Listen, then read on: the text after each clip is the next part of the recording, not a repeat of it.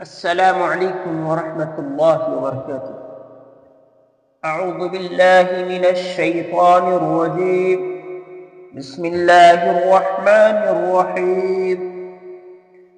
فتلقى آدم من ربه كلمات فتاب عليه إنه هو التواب الرحيم. پھر سیکھ لی آدم نے اپنے رب سے چند باتیں، پھر متوجہ ہو گیا اللہ اس پر، بے شک وہی ہے توبہ قبول کرنے والا مہربان. قُلْنَا اهْبِطُوا مِنْهَا جَمِيعًا فَإِمَّا يَأْتِيَنَّكُمْ مِنِّي هُدًى فَمَنْ تَبِعَ هُدَايَ فَلَا خَوْفٌ عَلَيْهِمْ وَلَا هُمْ يَحْزَنُونَ. ہم نے حکم دیا نیچے جاؤ یہاں سے تم سب،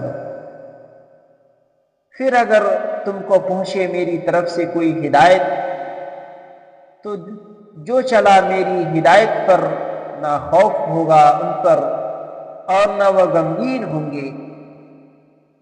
والذین کفروا وکذبوا بآیاتنا اولئک اصحاب النار ہم فیہا خالدون. اور جو لوگ منکر ہوئے اور جھٹلایا ہماری نشانیوں کو، وہ ہے دوزخ میں جانے والے، وہ اس میں ہمیشہ رہیں گے. حضرات محترم، پچھلی آیات میں شیطانی وسوسہ اور حضرت آدم علیہ السلام کی لغزش اور اس کے نتیجہ میں جنت سے نکلنے اور زمین پر اترنے کا حکم مذکور تھا. اب یہاں سے حضرت آدم علیہ السلام کا ہی وہ واقعہ کا وہ حصہ بیان کیا گیا ہے کہ جب آدم و حوا علیہ السلام کو حکم ملا جنت سے نکلنے کا تو دونوں بے چین ہو گئے اور فوراً ہی معافی کی التجا کرنے لگے، مگر انتہائی ہیبت سے کوئی بات زبان سے نہ نکلتی تھی، یا اس خوف سے کہ معافی کی التجا کہیں خلاف شان ہو کر مزید عتاب کا سبب نہ بن جائے، زبان خاموش تھی. اللہ رب العزت دلوں کی بات سے واقف اور رحیم و کریم ہے.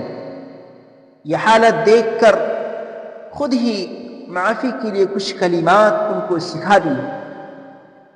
اس کا بیان ان آیات میں ہے کہ آدم علیہ السلام نے حاصل کر لیے اپنے رب سے چند الفاظ، تو اللہ تبارک و تعالی نے ان پر رحمت کے ساتھ توجہ فرمائی، یعنی ان کی توبہ قبول کر لی. بے شک وہی ہے بڑے توبہ قبول کرنے والے مہربان. مگر چونکہ روئے زمین پر آنے میں اور بھی ہزاروں حکمتیں اور مصلحتیں تھیں، مثلا ان کی نسل سے فرشتوں اور جنات کے درمیان ایک نئی نوع انسان کا وجود میں آنا اور ان کو احکام شرعیہ کا مکلف بنانا، پھر ان میں خلافت الہیہ قائم کرنا، حدود اور احکام شرعیہ نافذ کرنا، تاکہ یہ نئی مخلوق ترقی کر کے اس مقام پر پہنچ سکے جو بہت سے فرشتوں کو بھی نصیب نہیں. اور ان مقاصد کا ذکر تخلیق آدم سے پہلے ہی کر دیا گیا تھا، اس لیے خطا معاف کرنے کے بعد بھی زمین پر اترنے کا حکم منسوخ نہیں ہوا، البتہ اس کا طرز بدل دیا. پہلا حکم زمین پر اترنا بطور سزا تھا، اور یہ حکم زمین پر اترنا خلافت الہیہ کے اعجاز کے ساتھ ہوا. اس لیے بعد کی آیات میں ان فرائض منصبی کا بیان ہے جو ایک خلیف اللہ ہونے کی حیثیت سے ان پر عائد کیے گئے تھے۔ اس آیت کے اندر لفظ تلقا ہے۔ تلقا کے معنی شوق اور رغبت کے ساتھ کسی کا استقبال کرنا اور اس کو قبول کرنا۔ مراد یہ ہے کہ اللہ تبارک و تعالی کی طرف سے جب ان کو توبہ کے کلمات کی تلقین کی گئی تو آدم علیہ السلام نے اہتمام کے ساتھ ان کو قبول کیا۔ کلمات، وہ کلمات جو حضرت آدم علیہ السلام کو بغرض توبہ بتلائے گئے تھے وہ کیا ہے؟ اس میں مفسرین صحابہ سے کئی روایات منقول ہیں۔ مشہور قول حضرت ابن عباس رضی اللہ تعالیٰ عنہ کا ہے کہ وہ کلمات وہی ہے جو قرآن کریم میں دوسری جگہ منقول ہے، یعنی ربنا ظلمنا انفسنا وان لم تغفر لنا وترحمنا لنكونن من الخاسرین۔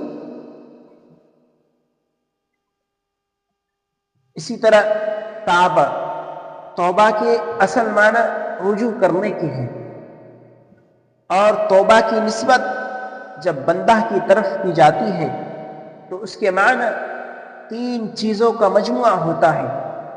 اول، اپنے کیے ہوئے گناہوں کو گناہ سمجھنا اور اس پر نادم و شرمندہ ہونا۔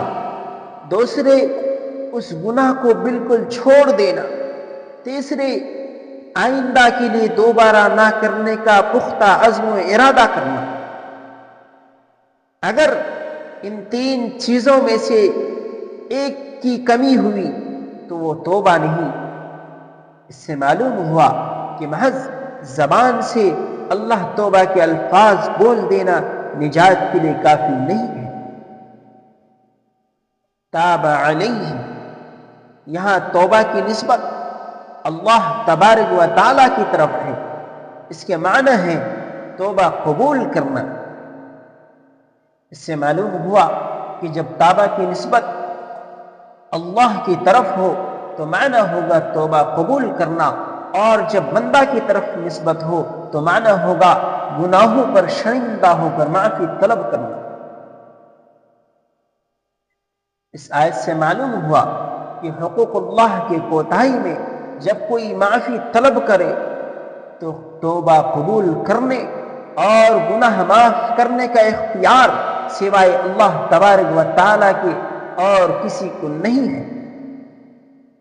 جیسا کہ یہود و نصارہ سخت فتنہ میں مبتلا ہو گئے تھے کہ وہ پادریوں اور پیروں کے پاس جاتے اور ان کو کچھ ہدیہ دے کر اپنے گناہ معاف کرا لیتے اور سمجھتے تھے کہ انہوں نے معاف کر دیا تو اللہ کے نزدیک بھی معاف ہو گیا۔ آج بھی بہت سے ناواقف مسلمان اس طرح کے غلط عقیدے رکھتے ہیں جو سراسر غلط ہے۔ کوئی عالم یا مرشد یا پیر کسی کے گناہ کو معاف نہیں کر سکتا، زیادہ سے زیادہ وہ دعا کر سکتا ہے۔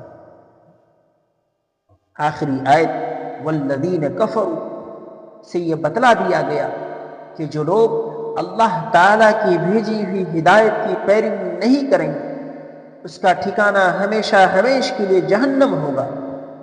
اس سے مراد وہ لوگ ہیں جو اس ہدایت کو ہدایت سمجھنے اور اس کی پیروی کرنے سے انکار کر دے، یعنی کفار،